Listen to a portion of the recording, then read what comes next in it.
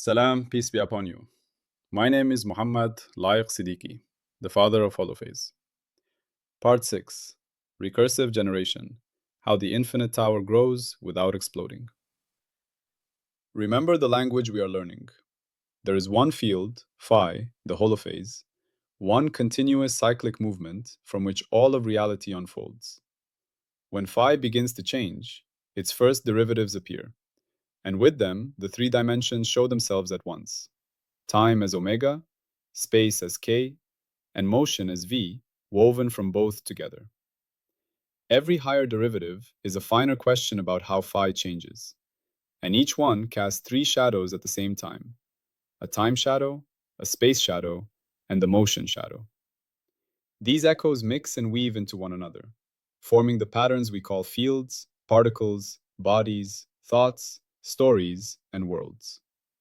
In this picture, everything that exists is a living tapestry of phi, endlessly echoing through its derivatives and their dimensional shadows.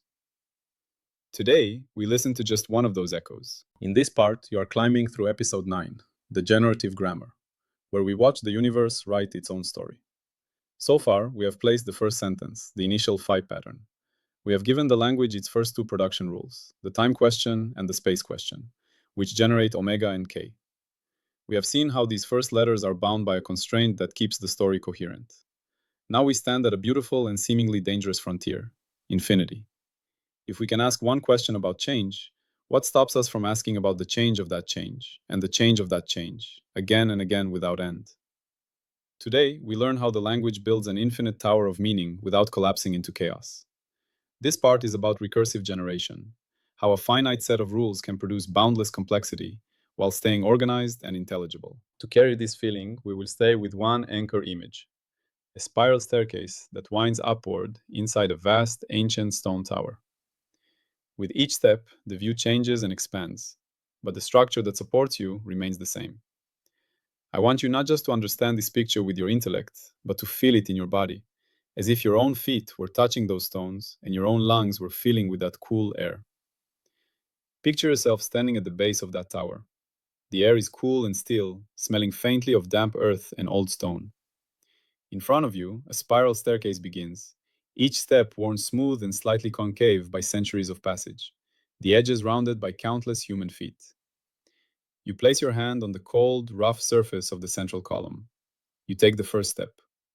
A soft echo rings up and down the hollow shaft. You take another step, then another.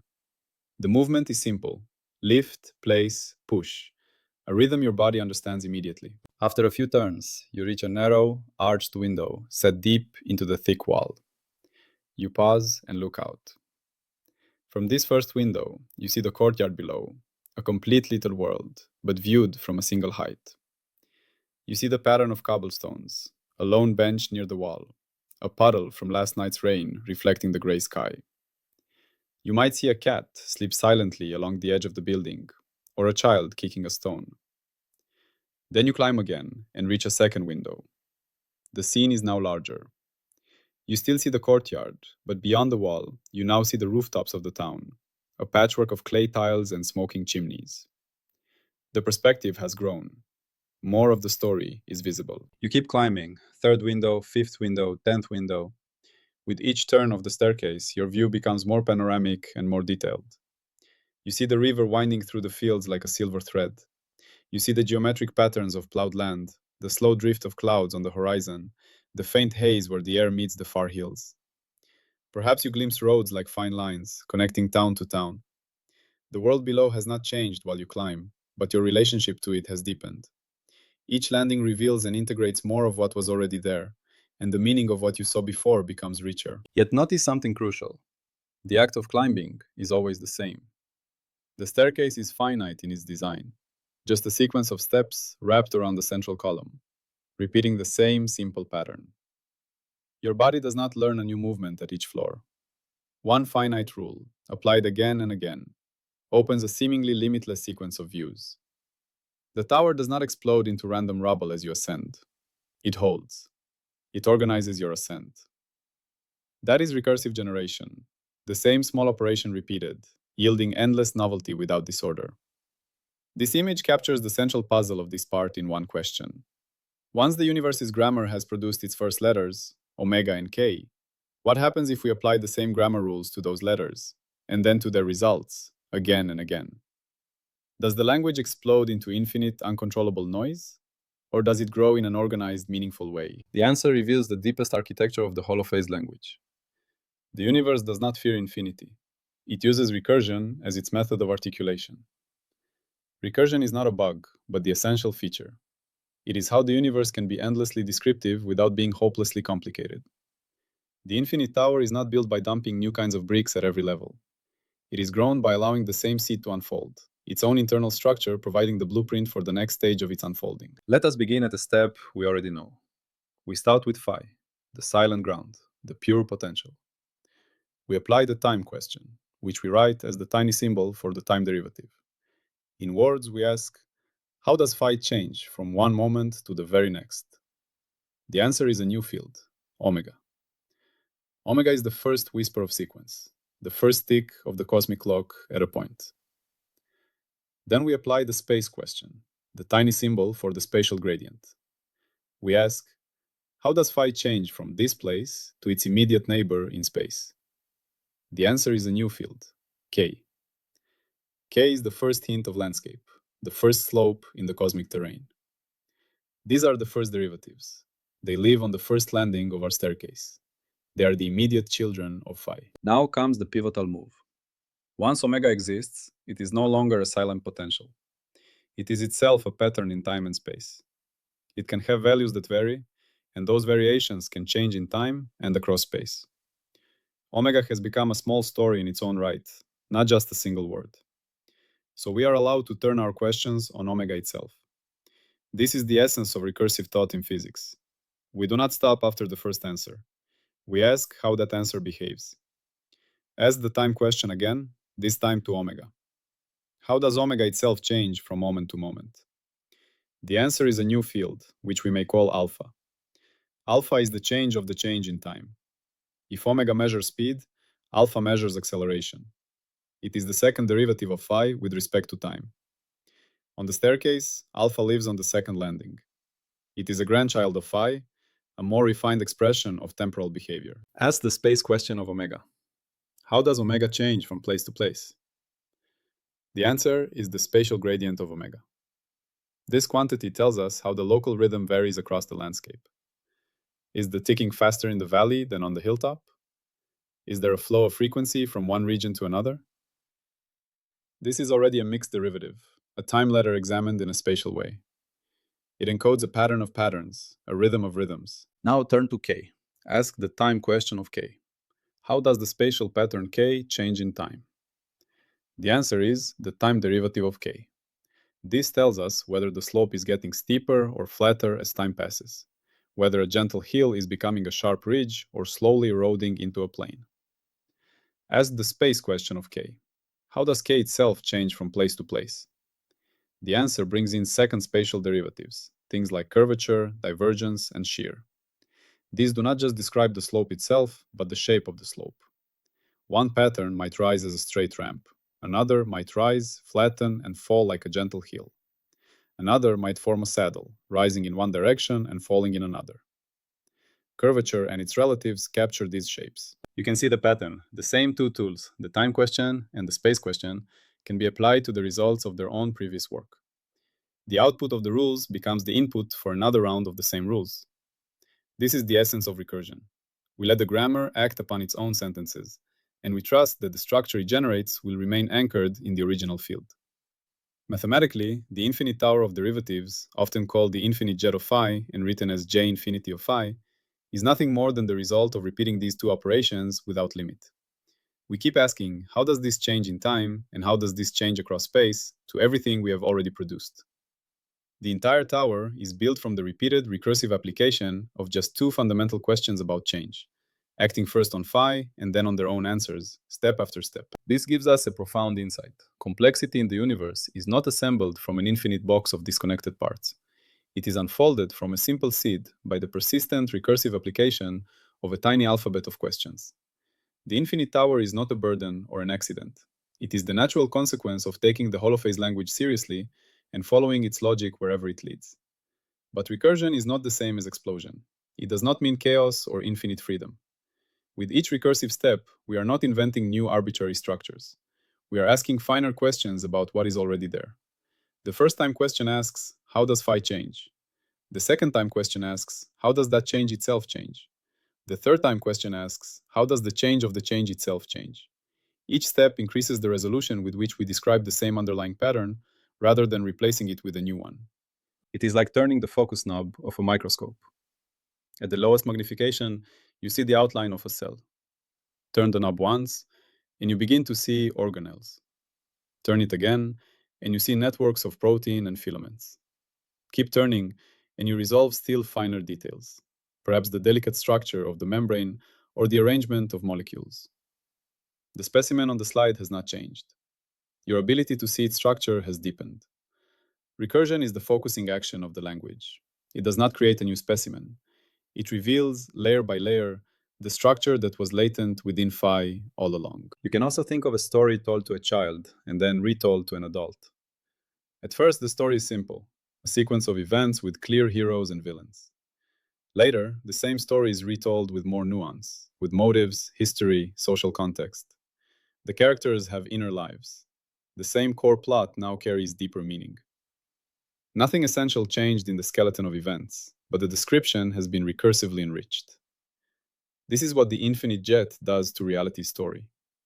Now let us feel this process through the triunity of echoes, because each recursive step casts its own three shadows in time, in space, and in motion. In the time echo of recursion, each fresh time derivative takes us deeper into the hierarchy of rhythm and its evolution. Omega is the basic beat. Alpha, the time derivative of omega, is how the beat is changing, the acceleration or deceleration of the tempo. Go one step further and take the time derivative of alpha, and you get what is sometimes called jerk, the rate at which acceleration itself changes. This describes how smoothly a change of tempo begins and ends, the gentle start of a crescendo or the sudden snap of a cutoff. Go further, and the higher time derivatives describe finer and finer sculpting of temporal behavior, the subtle hesitations, accelerations, and pauses that make a phrase expressive instead of mechanical. The time echo of the tower is a story of ever finer temporal nuance, of how the flow of events itself is shaped. In the space echo of recursion, each fresh spatial derivative takes us deeper into the hierarchy of texture and form. K is the slope of the field. The spatial derivative of K is curvature. It distinguishes a steady ramp from a bowl, a dome, a saddle, or a wave crest. The next spatial derivative measures how curvature itself changes from place to place, how a dome flattens, how a ridge sharpens, how a valley pinches. Keep going, and you see more delicate inflections, fine ripples on larger shapes, wrinkles on a leaf, striations in rock. The space echo of the tower is an ever-deepening description of structure, of how coexistence is organized across scales. In the motion echo of recursion, time and space come together. The primary motion field, V, arises from a relationship between omega and k. It encodes the motion that keeps a pattern of phi steady as it moves. Take the time derivative of V, and you get acceleration of that motion. Look at spatial derivatives of V, and you see shear and rotation in the flow, places where the motion twists or stretches. Consider still higher derivatives, and you begin to describe the onset of turbulence, the spreading and bending of paths, the way flows break into eddies and recombine. The motion echo of the tower is a story about how trajectories grow, adapt, and sometimes destabilize, how paths braid and entangle while still obeying deep constraints. Here, the spiral staircase picture becomes even more vivid. The central column is the unchanging pair of questions, the fundamental rules. They do not evolve. At each full turn of the staircase, you have effectively applied both rules once more to the current state of the field. The windows on each landing are the integrated patterns that emerge from all the derivatives up to that level. From each landing, you can see a wider and more detailed panorama. Yet the new view always contains and explains the lower views. From the higher window, you can still see the courtyard where you began, but now it is placed within the larger landscape of fields, rivers, distant hills, and eventually the curvature of the horizon itself. This shows us a crucial feature. Recursion provides context. The higher you climb, the more of the story you can see at once. The language does not abandon its early steps. It nests them within richer structures, and sometimes it reveals that what looked like a random detail at a low level is part of a clear pattern at a higher one. There is another crucial safeguard. Recursion does not unleash arbitrary invention, because each new derivative is constrained by all the derivatives below it. If you fix phi, you do not get to choose omega freely. Omega is determined by how phi changes. Once omega is fixed, alpha is determined by how omega changes.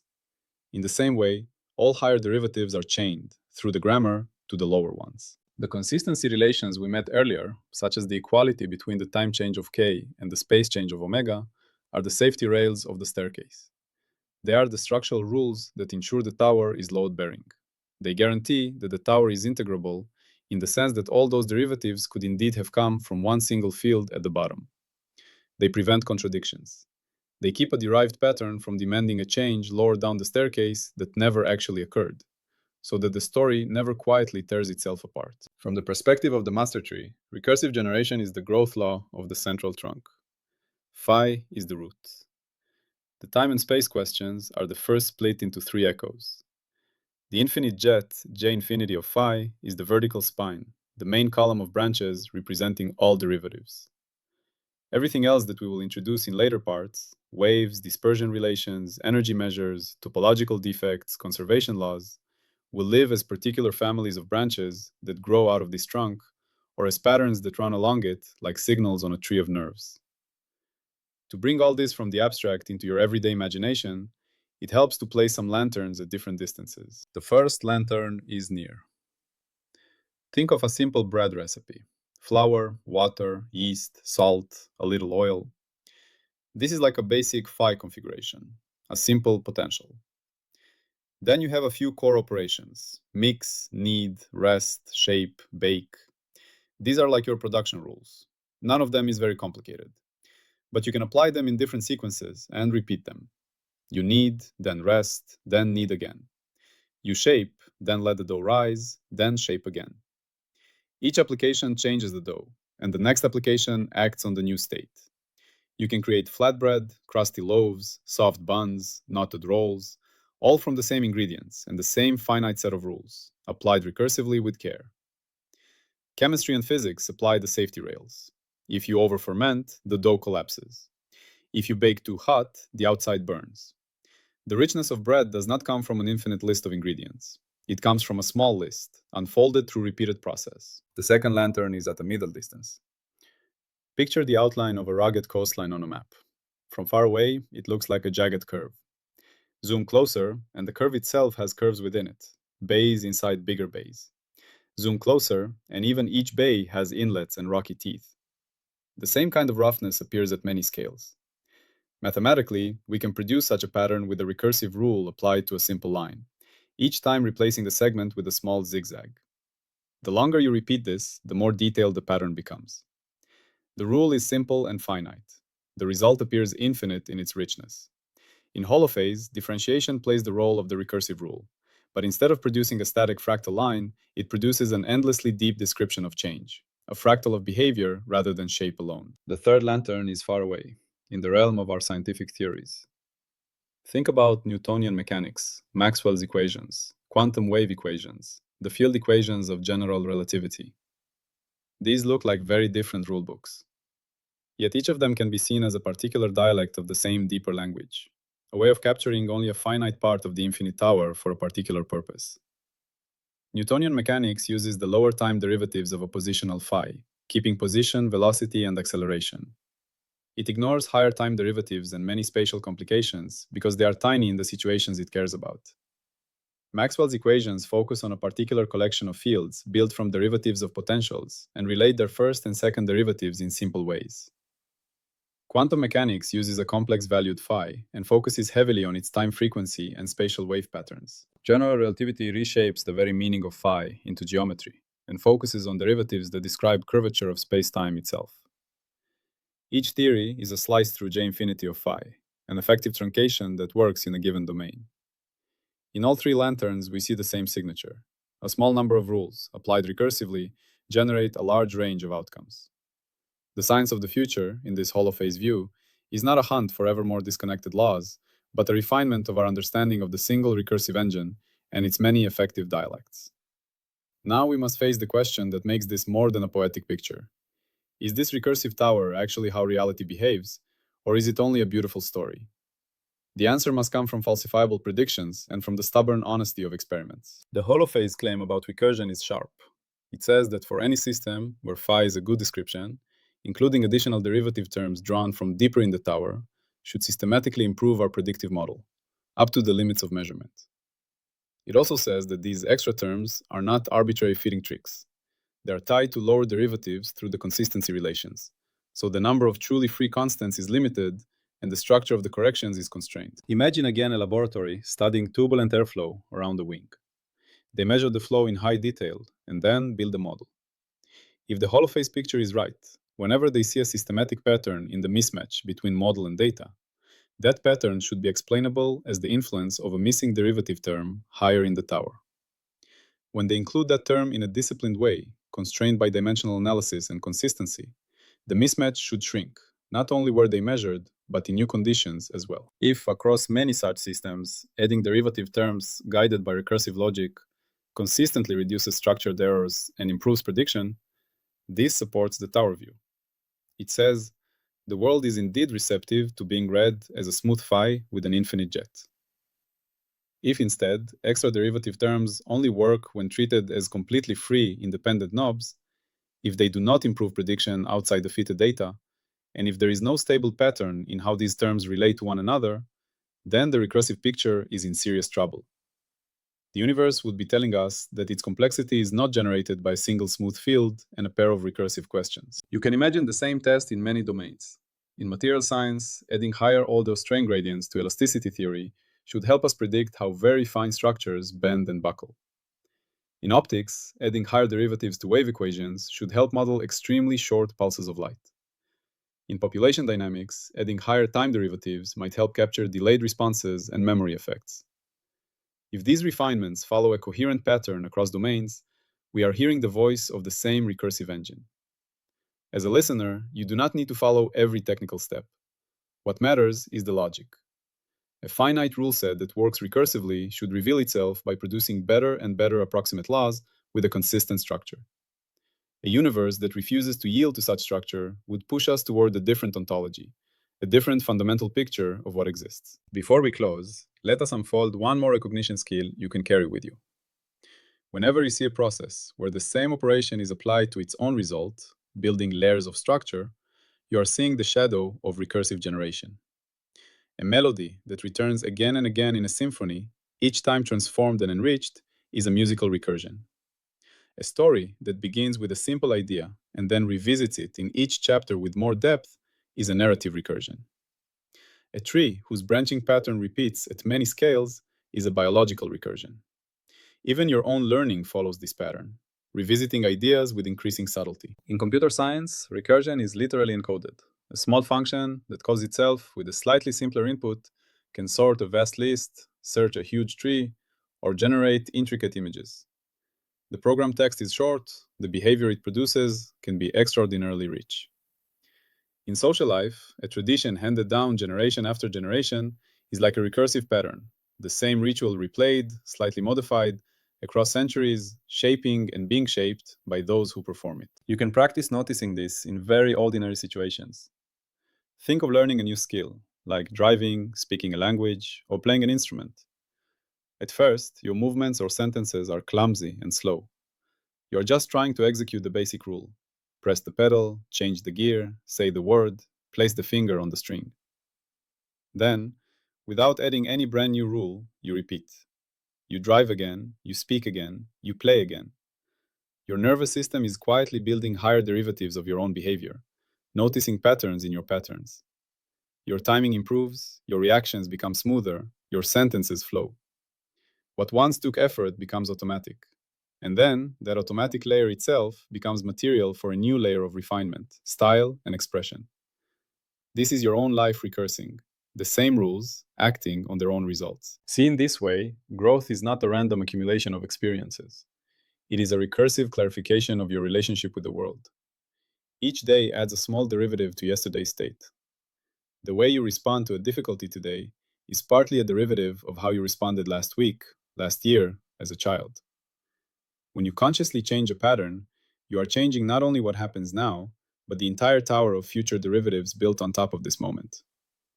The Holophase picture invites you to treat your own history as an infinite jet, a living tower of changes, and to participate gently and bravely in shaping it. It also softens a common fear we carry around complexity. When we look at the world or at our own feelings, we sometimes think this is too much, too tangled, too layered to ever understand. The recursive view whispers a different message. It says that underneath the apparent complexity, there may be only a few core questions, repeated in many contexts and at many depths. If you can identify those questions and see how the answers evolve, the complexity becomes less like a storm of random facts and more like the branches of a single tree that you are learning how to climb. In all these cases, remember our tower. Remember phi, the silent root. Remember the time question and the space question. Remember omega and k and the long, disciplined climb through their derivatives supported by the rails of consistency. Let us zoom out one last time. This part has been about a single, focused question. How does the language of phi generate unlimited descriptive power from extremely limited rules? We have not introduced any second field, any independent energy, any extra dimension. We have embraced a deep property of the rules we already have. The property that they can be applied to their own outputs. The infinite jet of phi is not a monstrous success. It is the full, honest unfolding of all the questions we can ask about change within a single substance. If you wish to see the formal mathematics of this structure, the jet bundles and integrability conditions spelled out, you can find them in the written Holophase papers. Here, in the audio, you only need to remember the staircase, a simple repeating step pattern, a stable central column, an ascent that never quite ends, a view that grows richer and more connected with each turn. In the next part, we will step sideways from the smooth tower and explore how this language handles knots, defects, and boundaries, where the recursive description reaches its limits and the topological sublanguage begins. There we will see how a field that is everywhere continuous can still harbor discrete, countable structures, not by adding new stuff, but by twisting and looping its own continuity into stable, recognizable forms. For now, hold in your mind that stone tower. Feel your hand on the worn, rough surface of the central pillar. Hear your footsteps echoing softly as you climb. Look out from each window and see more of the same world open to you. The village, the river, the fields, the distant curve of the earth, and perhaps even the glow of stars if you climb high enough. That is how phi speaks. It repeats its simple questions again and again in perfect faithfulness. From that patient repetition, worlds are born, stories unfold, and meaning crystallizes. Salam and peace be upon you.